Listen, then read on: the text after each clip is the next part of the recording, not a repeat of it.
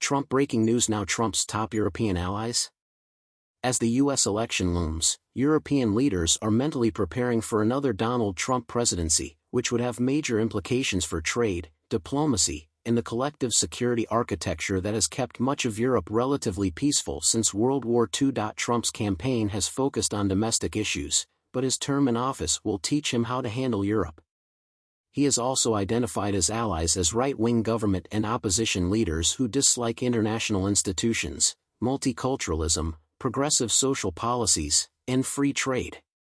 Political changes in many countries and regions, including Russia's full-scale invasion of Ukraine in February 2022, imply a new Trump administration would have new connections to create and new challenges to manage, or ignore.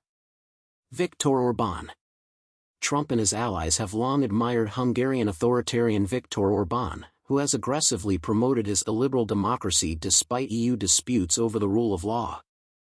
Orbán is known for using conspiracy theories about globalist intervention in local issues to restrict media and academic freedoms to an extent that places him outside the EU mainstream. The US right has praised Orbán as a model for saving the country.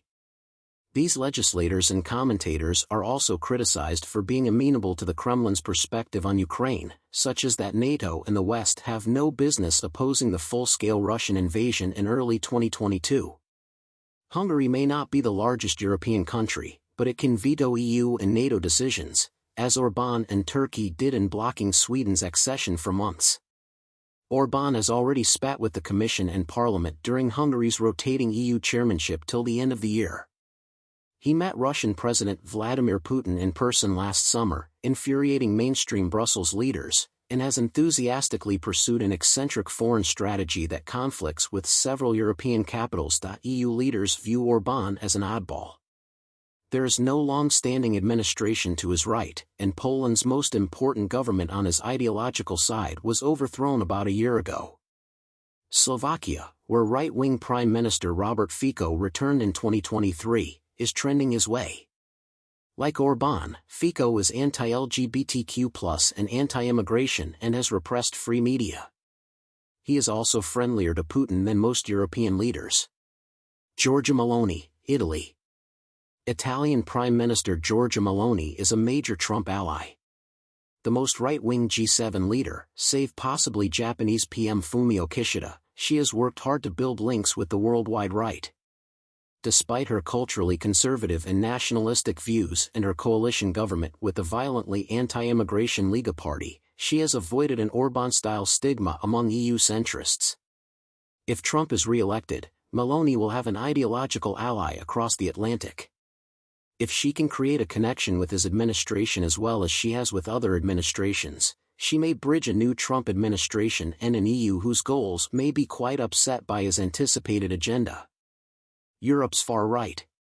Trump will find his most committed European followers among the hardline and extreme right, most of whom are in opposition or influencing public opinion from outside elected politics.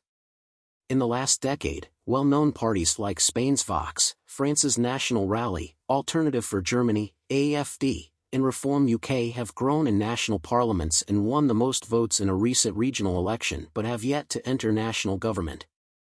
These parties reject mass immigration, especially from poorer, Muslim nations, like Trump.